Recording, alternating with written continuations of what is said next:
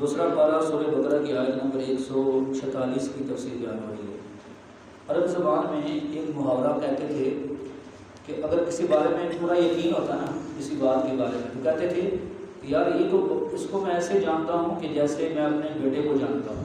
مطلب عرب زبان میں کسی یقینی چیز کو اگر بیان کرنا ہو تو یہ محاورات ہوتے تھے، جیسے ہر زبان میں کچھ محاورات ہوتے ہیں۔ تو اللہ تعالیٰ نے اسی محاورے کے اعتبار سے فرمایا کہ یہ اہل کتاب یہودی عیسائی نبی کریم صلی اللہ علیہ وسلم کو ایسے ہی پہچانتے ہیں جیسے اپنے بیٹوں کو پہچانتے ہیں۔ سیدنا عبداللہ بن سلام رضی اللہ تعالیٰ عنہ یہ بہت جید عالم تھے یہودیوں کے۔ جب مسلمان ہوئے تو ایک دن سیدنا عمر فاروق رضی اللہ تعالیٰ عنہ نے انہیں فرمایا کہ عبداللہ بن سلام رضی اللہ عنہ کو کہ آپ نبی علیہ السلام کو ایسے ہی پہچانتے ہیں کہ جیسے اپنے بیٹوں کو پہچانتے ہیں؟ آپ نے فرمایا بیٹوں سے بھی زیادہ۔ سبحان اللہ۔ تو آپ نے فرمایا وجہ یہ ہے کہ ٹھیک ہے ہمارا ایک بیٹا ہوتا ہے، ہمیں یقین ہوتا ہے، لیکن اس میں یہ بھی شک ہوتا ہے کہ جب مرد باہر چلا جاتا ہے پتہ نہیں اس کی عورت نے کیا کیا یا کیا نہیں کیا، اس میں مطلب شک کی گنجائش ہو سکتی ہے۔ لیکن حضور صلی اللہ علیہ وسلم کی صفات اللہ نے سیدنا جبرائیل علیہ السلام کو نازل فرما کے سیدنا عیسیٰ علیہ السلام کو بھی بیان فرمائیں، انبیاء کو بھی بتائے کہ آخری نبی کی یہ صفتیں ہیں، اور وہ تورات اور انجیل میں ہم نے واضح طور پر پائی ہیں۔ تو ہمیں اپنے بیٹوں سے بھی زیادہ اس بات کا یقین ہے کہ حضور صلی اللہ علیہ وسلم اللہ کے سچے نبی اور پیغمبر ہیں۔ تو اس کے دن عبداللہ بن سلام رضی اللہ عنہ نے یہ بات فرمائی۔ تو اللہ تعالیٰ نے فرمایا کہ بالکل ان کو کوئی شک نہیں ہے، ہاں ضد پر آگے ہیں اور اناد کے اوپر آگے ہیں، اور ضد اور اناد کا کوئی علاج نہیں ہوتا۔ جب ایک بندے کو پتہ بھی ہو حق بات یہ ہے، پھر بندہ ضد کی وجہ سے قبول نہ کرے تو اس کا کوئی علاج نہیں ہوتا۔ اس کے بعد ارشاد فرمایا وَإِنَّ فَرِيقًا مِّنْهُمْ کہ ان اہل کتاب میں سے ایک جماعت ایسی ہے، ان اہل کتاب میں سے ایک ایسی جماعت ہے جو جان بوجھ کر حق کو چھپاتے ہیں۔ مطلب یہ کہ مراد ان کے علماء ہیں، کہ ان کے علماء جو ہیں نا، کیونکہ زیادہ ان کے جو علماء ہیں تو وہی دین کو زیادہ جاننے والے تھے، فرمایا وہ جان بوجھ کر حق چھپاتے ہیں، انہیں پتہ بھی ہے لیکن جان بوجھ کر حق کو چھپاتے ہیں اور اپنے عوام کو حق بات بتاتے نہیں ہیں۔ جیسے کئی ان کے ایسے علماء تھے کہ جب ان کے تعلق واسطے والے لوگوں نے اسلام قبول کیا تو کہتے ٹھیک ہے تم اسلام کے اوپر قائم رہو، لیکن ہمارے کچھ مجبوریاں ہیں۔ اور وہ مجبوریاں کیا تھی پتہ ہے نا؟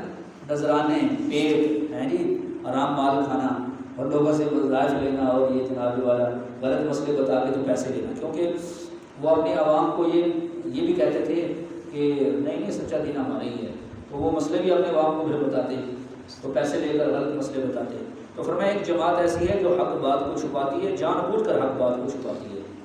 اس وجہ سے حدیث پاک میں آتا ہے رسول اللہ صلی اللہ علیہ وسلم نے ارشاد فرمایا اپنی اس امت کے علماء کے بارے میں، جب فتنے ظاہر ہو جائیں، مفہوم حدیث کا یہ ہے، جب فتنے ظاہر ہو جائیں اور بدعتیں عام ہو جائیں اور میرے صحابہ کو برا بھلا کہا جائے، تو اس وقت عالم کے اوپر لازم ہے کہ وہ اپنے علم کا اظہار کرے، اپنے علم کے ذریعے وہ فتنوں کا مقابلہ کرے اور اپنے علم کے ذریعے بدعات کا رد کرے اور اپنے علم کے ذریعے صحابہ کرام کا دفاع کرے۔ توجہ کرنا ذرا، اور اگر وہ ایسا نہیں کرے گا تو اس پر اللہ کی بھی لعنت، فرشتوں کی بھی لعنت اور تمام انسانوں کی لعنت۔ اب کئی لوگ علماء کو پاگل سمجھتے ہیں، تو یار بیان میں صحابہ کی تعریف کرتے ہیں، یہ بدعات کے خلاف بتاتے ہیں، فتنوں کے خلاف بتاتے ہیں، یار انہیں اور وہ کام نہیں ہے۔ تو بھائی یہ نبی علیہ السلام کا حکم ہے، کس کا حکم ہے؟ اب دیکھو نا، کبھی ہم نے سوچا بھی تھا کہ ہم ایسے لوگوں کو بھی دیکھیں گے جو داڑیاں رکھ کے پگڑیاں پہن کے اپنے آپ کو سنی کہلا کے صحابہ کرام کے خلاف تبرہ کریں گے؟ کبھی ہم نے سوچا بھی تھا؟ ہم تو سمجھتے تھے کہ مخصوص فرقہ ہے جو صحابہ کرام کے خلاف ہے، تو ان لوگوں کے بارے میں کبھی ہم نے سوچا تھا؟ ایسے فتنے، اب وہ لوگ ان کی تقریریں آگے دلیل کے طور پر پیش کر رہے ہیں، فلاں صاحب ہے جی، انجیل صاحب ہیں جی، امام کے صاحب ہیں جی، فلاں ابو العالیٰ صاحب ہیں جی، فلاں صاحب ہیں، ان کی تقریریں، ان کے کلپ، ان کی کتابوں کے حوالے صحابہ کرام رضوان اللہ علیہ اجمعین کے خلاف اب وہ نشر کر رہے ہیں۔ اب آپ بتائیں فتنے ہیں کہ نہیں ہیں جی؟ کیونکہ علماء تو اپنی ذمہ داری پوری کر رہے ہیں، علماء چوکی دار ہیں، اور چوکی دار سے ہمیشہ نفرت کس کو ہوتی ہے؟ چور کو ہوتی ہے نا، بھلے والوں کو تو نہیں ہوتی نا، ان کو تو فائدہ ہوتا ہے نا، بھلے والوں کو تو فائدہ ہوتا ہے کہ بھائی چوکی دار آواز لگا رہا ہے، گٹار کر رہا ہے جی، لیکن جو چور ہوتا ہے نا اس کو چوکی دار سے کیا ہوتی ہے؟ نفرت ہوتی ہے۔ تو اس لیے میرے بھائیوں یہ علماء کی ذمہ داری ہے، ورنہ نبی علیہ السلام نے فرمایا اس عالم پر اللہ کی لعنت ہوگی، فرشتوں کی لعنت ہوگی، تمام انسانوں کی لعنت ہوگی جو حق بات کو بیان نہیں کرے گا۔ بات سمجھا رہی ہے؟ تو بہرحال تو ہمیں علماء کا دست بازو کرنا چاہیے، جو علماء دین کی خدمت کر رہے ہیں اور جو فتنوں کا مقابلہ کر رہے ہیں اور جو صحیح ہماری رہنمائی کر رہے ہیں، ہمیں ان کا ساتھ دینا چاہیے، دست بازو کرنا چاہیے، نہ یہ کہ ہمیں ان کی مخالفت کرنی چاہیے۔ اس کے بعد اگلی آیت میں ارشاد فرمایا کہ حق وہی ہے جو تمہارے رب کی طرف سے آیا، یعنی جو اللہ تعالیٰ نے اپنے آخری نبی صلی اللہ علیہ وسلم کو دین دے کر بھیجا، جو سچا دین دے کر بھیجا، حق وہی ہے۔ تو آگے پھر امت کو سنانا مقصود تھا، لیکن خطاب نبی علیہ السلام اور صحابہ کرام کو فرمایا کہ آپ شک کرنے والوں میں نہ ہوں، قبلہ یہی ہے، اللہ کا حکم ہے، سچا حکم ہے، قیامت تک یہی قبلہ رہے گا۔ تو مقصود امت کو سنانا ہے کہ تم شک نہ کرو، کبھی قبلہ پھر تبدیل ہو جائے گا یا پہلے ہی قبلہ ہے، نہیں۔ مسلمان کا کام ہے اللہ کے حکم کے مطابق، بس جو اللہ فرمائے اس کے مطابق مان لیں۔ کیوں جی؟ پہلے قبلہ تھا بیت المقدس، ٹھیک ہے جی مان لیا، پھر قبلہ کون سا آ گیا؟ خانہ کعبہ، تو ہم نے مان لیا۔ ایک چھوٹا سا واقعہ نا، بعض واقع ہوتے ہیں نا وہ بڑے عبرت، یعنی کہ عبرت ان سے حاصل ہوتی ہے اور بڑی بات سمجھ جاتی ہے۔ ایک بادشاہ تھا نا، اس کے غلام بڑا تابع دار تھا، بہت فرما بردار۔ ایک مثال ہے، تشبیہ نہیں ہے، مثال ہے، ایک واقعہ ہے۔ تو ایک دن بادشاہوں کے مزاج پتہ ہے آپ کو بچوں کی طرح ہوتے ہیں۔ تو ایک دن بادشاہ کہنے لگا کہ آج یار بینگن پکانا چاہیے، بینگن بہت اچھی سبزی ہے، بینگن بہت اچھی سبزی ہے۔ تو وہ جو غلام تھا نا، اس نے بینگن کی تعریفوں کے پل باندھ دیے، یعنی بینگن بہت اچھی سبزی ہے، اس میں یہ فائدہ ہے، یہ فائدہ ہے، اس نے فائدے گنوانے شروع کر دیے۔ بادشاہ نے سبزی کھائی، اس کے پیٹ میں درد ہو گیا۔ دوسرے دن کہنے لگا بینگن تو بہت بری سبزی ہے۔ تو آگے جو غلام تھا نا، اس نے پھر اس کی مذمت بیان کرنا شروع کر دی، یعنی اس کی خامیاں بیان کرنا شروع کر دی۔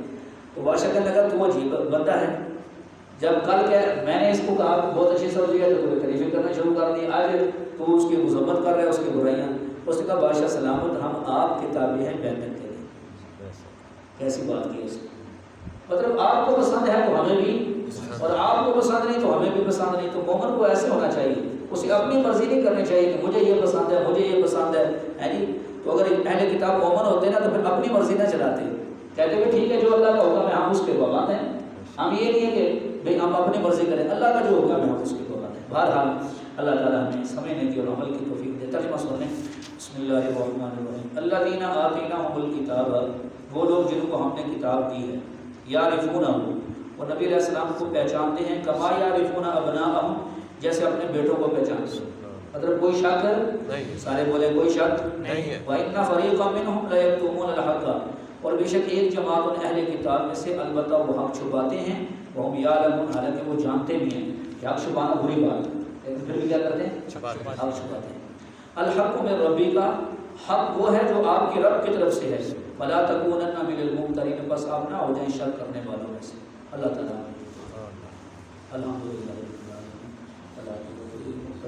والصلاة والسلام على سيد الرسل وخاتم الأنبياء والمرسلين، اللهم إنا نسألك الهدى والتقى والعفاف والغنى، وصلى الله تعالى على خير خلقه محمد وعلى آله وصحبه